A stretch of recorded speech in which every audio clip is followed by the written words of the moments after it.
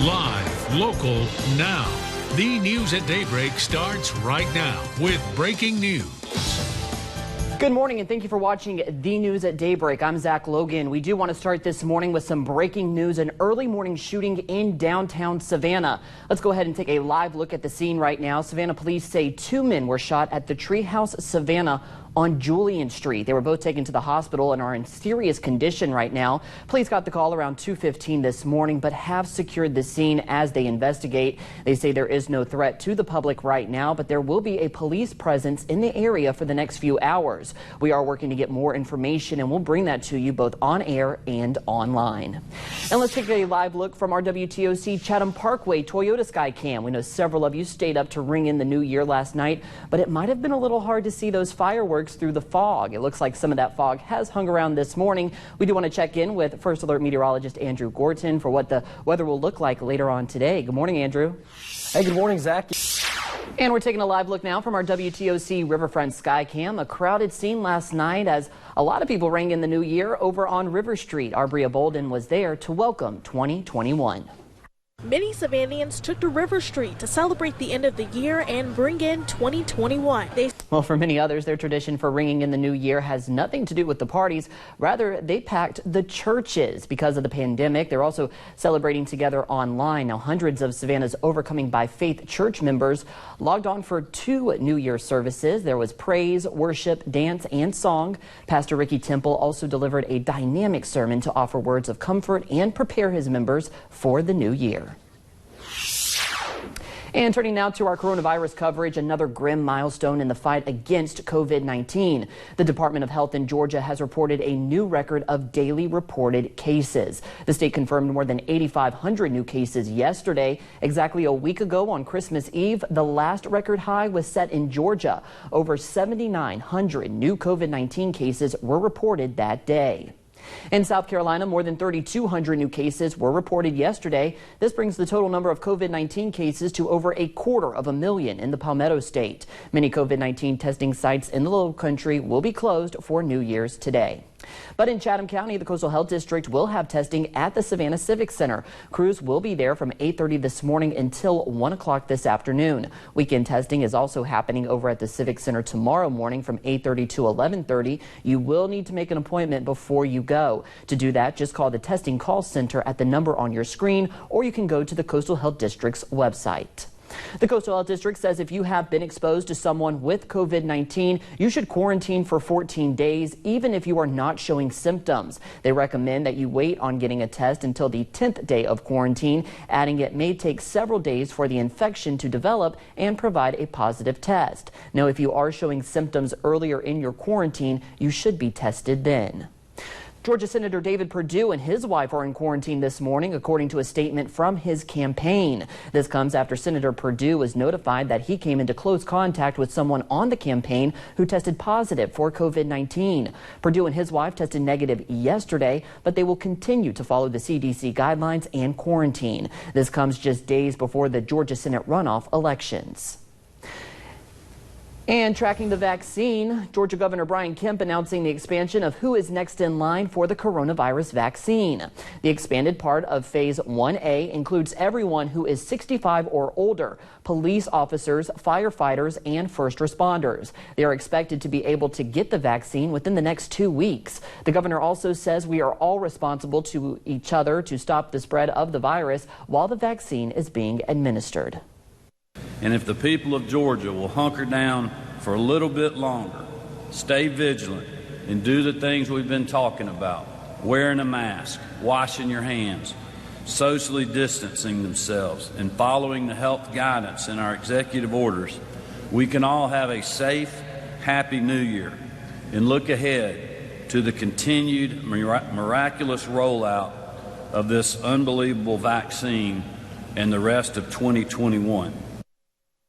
Dr. Lawton Davis from the Coastal Health District says right now there are a lot of moving parts, and the expanded Phase 1A will add around 120,000 eligible people here in the Coastal Health District to get the vaccine. He says they will be calling on others to help administer the shots. There is no way under the sun that public health has the staffing capability to administer that many vaccines. We're going to have to do this collectively through our healthcare partners and pharmacy partners in order to make this a reality for folks in this beautiful corner of the world. Dr. Davis says hopefully in the near future it'll be like a flu shot where a day can be set up to administer the COVID-19 vaccine at a Walgreens, Kroger, or CVS. Then you would get a card that shows which vaccine you got. Then you would set up an appointment to get your second shot. The Coastal Health District Director is working on a plan for the rollout and should be released next week. Now, the official rollout for Phase 1A Plus is January 11th. South Carolinians health leaders say nearly 40,000 doses of the virus have been given out so far. The state currently has more than 200,000 doses allocated. Those in Phase 1A will continue getting the vaccine through February. Phase 1B will start whenever 70% of the first group is vaccinated. Those older than 75 and essential workers like police officers and postal service workers fall under that phase. And finally, those 65 years and older or those with underlying health conditions get the vaccine in Phase 1C. They'll likely to see doses in the spring.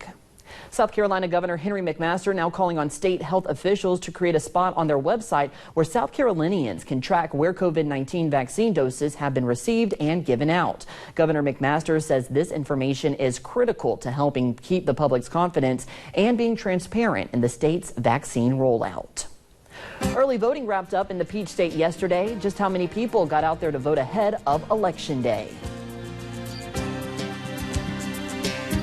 This portion of the News at Daybreak starts right now with breaking news.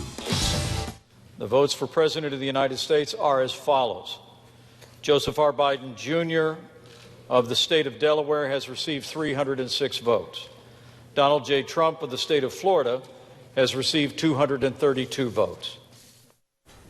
President-elect Joe Biden is certified as the next president of the United States. Congress continued hearing objections to the Electoral College count through the night and finished counting votes just after 3:30 this morning. Biden finishing with 306 Electoral College votes. And thank you for waking up with us and watching the news at Daybreak. The time is 6:01. I'm Amanda Aguilar. More from the Capitol and yesterday's protests ahead and a statement from President Donald Trump. But first, let's give you a live look from our WTOC downtown Savannah Skycam. We can expect some showers later this afternoon, so let's check in with meteorologist Cutter Martin for your first alert forecast. Good morning, Cutter. Hey, good morning, Amanda. According to CBS News, some of President Trump's own cabinet members have been whispering about whether to move forward with formal proceedings to invoke the 25th Amendment and remove him from office days before his term ends. While the president could delay the process to run out the clock past January 20th, it's a serious part of the fallout from yesterday's attack on the U.S. Capitol by his supporters. CBS's Natalie Brand is on Capitol Hill with what happened. And take a look at your screen. This is an image of the damage left behind inside the Capitol after rioters were removed.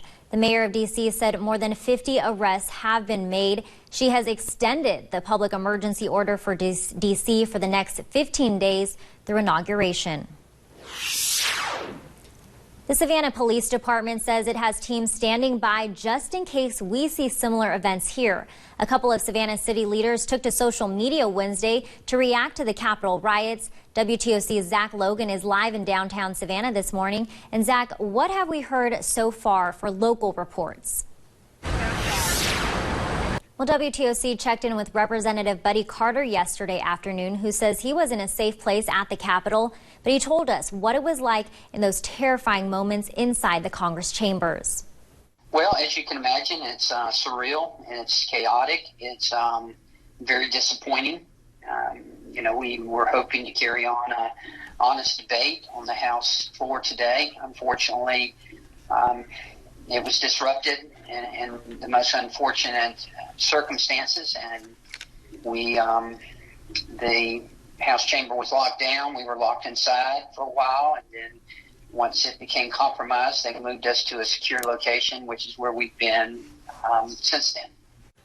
Senator-elect John Ossoff also reacting to yesterday's chaotic events on Twitter just hours after being projected to win the Georgia Senate runoff race against incumbent David Perdue. Ossoff said, quote, "Today's insurrectionist attack on the U.S. Capitol was incited by Trump's poisonous lies and flagrant assaults on our Constitution." He went on to urge Republicans to commit to the peaceful transfer of power to President-elect Joe Biden scheduled in less than 2 weeks. South Carolina Congressman and House Majority Whip Jim Clyburn reacted to the events, posting a statement on Twitter. Clyburn saying, quote, "I have faced violent hatred before. I was not deterred then, and I will not be deterred now."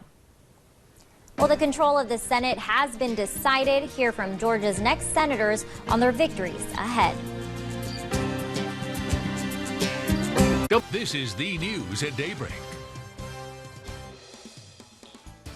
Game-changing guidance from the CDC yesterday allowing fully vaccinated people to ditch those masks, but some local health officials still say people need to keep wearing them. Our Sarah Winkleman will be live with why the Coastal Health District is urging caution.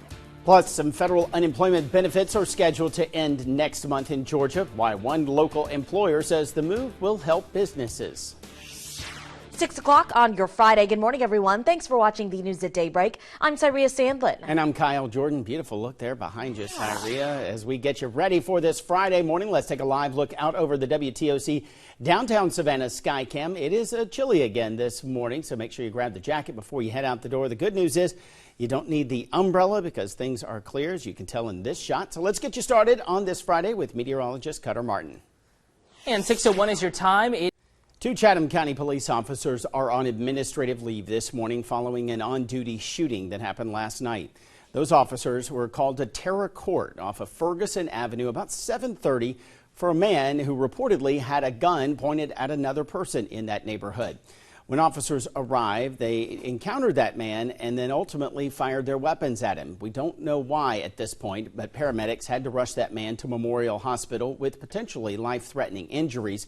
The officers involved have not been identified. Putting them on leave is a part of department policy after an officer-involved shooting, as is calling in the GBI to investigate. Be sure to stay with WTOC for any updates on the case. This year, the Georgia Bureau of Investigation has already looked into 28 shootings where either an officer was shot or shot someone else. Of those 28 shootings, 12 were deadly. And a very busy night for police in Savannah as well. We've learned about two other shootings that happened last night. Savannah police say the first shooting happened in the Lake Mayer area at about 7:30 yesterday evening. Alderman Nick Palumbo represents this area, and he says he was told someone was showing off a gun at a basketball court when it accidentally discharged. The victim has serious injuries. Now, the second shooting happened at the Bricktown Flats on Peachtree Drive. Police got to the scene at about 10 o'clock last night. One man was shot and has serious injuries. Savannah police have not been able to make an arrest. We'll keep you updated as police investigate. We've become so used to carrying masks with us everywhere we go, and now we may be able to put them aside if we are fully vaccinated, because the CDC released some new guidelines yesterday saying masks are no longer needed inside if you are fully vaccinated, but the city of Savannah is still asking everyone to wear one. Sarah Winkleman is joining us live outside the Chatham County Health Department this morning with those details. Savannah City Council did vote to extend the emergency order requiring face coverings in public in the city to Monday, May 31st. But this mandate now contradicts the most recent executive order signed by Georgia Governor Brian Kemp. In the executive order, a city or county can only impose a local mask ordinance if the area has a community transmission index greater than 100. According to the Coastal Health District, the CTI in Chatham County is not greater than 100. Look at your screen there. See that orange bar? Well, as of Wednesday, the county CTI is 92. We asked Mayor Van Johnson about the CTI. He said he knows about the recent data, but he must do what is best to protect the city of Savannah. We also reached out to the governor's office to see what this means about our local ordinances. We have not heard back yet, and we do plan on reaching out to Chatham County today, as that ordinance also now contradicts the governor's order. New CTI data is scheduled to be reported today. Georgia Governor Brian Kemp is also putting an end to Georgia's participation in federal pandemic unemployment programs. Georgia will stop paying out the additional $300 weekly payments to unemployment recipients. It will end pandemic unemployment assistance, which expanded eligibility to self-employed and part-time workers. Extended unemployment benefits will also come to an end, as will the additional mixed income unemployment compensation. All of these changes will begin on June 26th. In Savannah's hospitality and tourism industry, many employers are wondering what effect the governor's decision will have on getting people to get back to work. For Savannah's Gaslight Group restaurant leaders, the impact Governor Brian Kemp's decision has is still unknown. President and CEO of the Tourism Leadership Council, Michael Owens, says that he thinks the pandemic-related federal unemployment benefits are stopping many people from getting back into the tourism and hospitality workforce. I don't think that this additional unemployment benefit is the only factor. I certainly contend that it's a significant factor, and we know that because the folks that are staying at home, they're telling us that. Their co-workers are telling us that. Owen says he believes it is contributing to the stress on those who want to and are working again, as well as other business owners here in the community.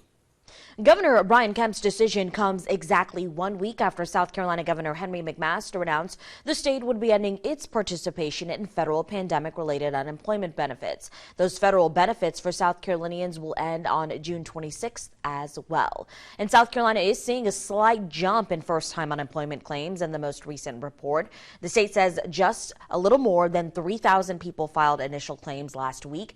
That is up from the 2,800 the week before. Nationally, first-time unemployment benefit claims declined last week. According to the Labor Department, 473,000 Americans filed initial claims. It was better than expected and a decline of 34,000 from the prior week. It also marks a new pandemic-era low. You can find the latest details and updates about Georgia and South Carolina's decision to end federal benefits on our website, WTOC.com.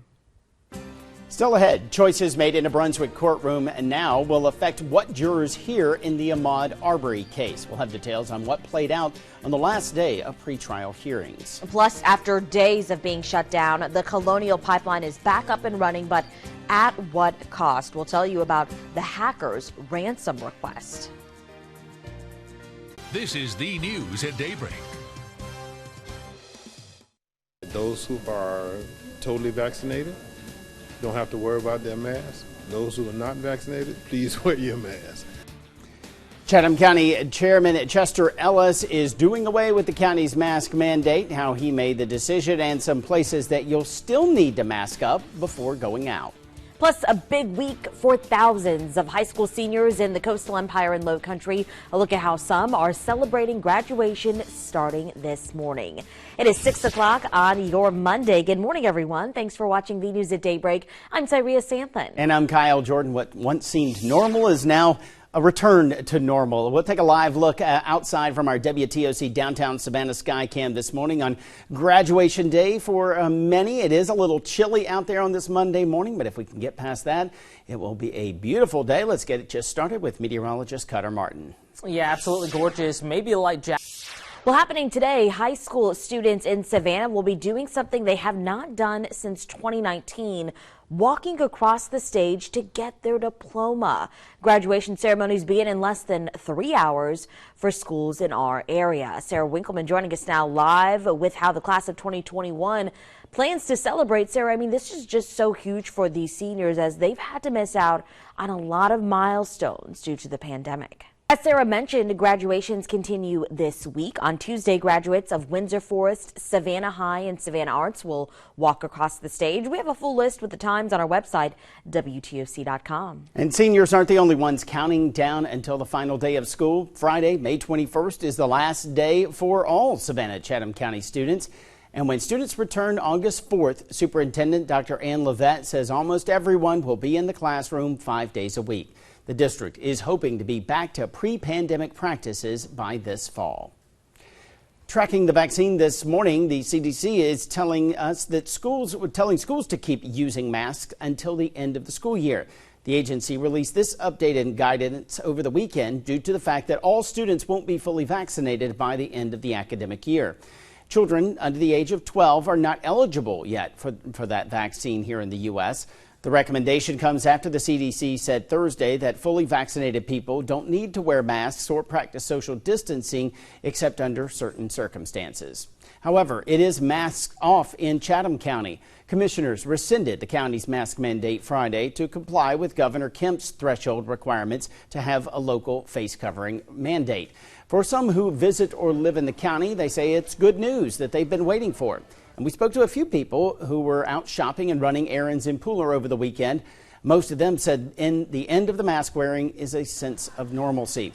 While you can be maskless in the county, private businesses still have the option of enforcing a mask requirement.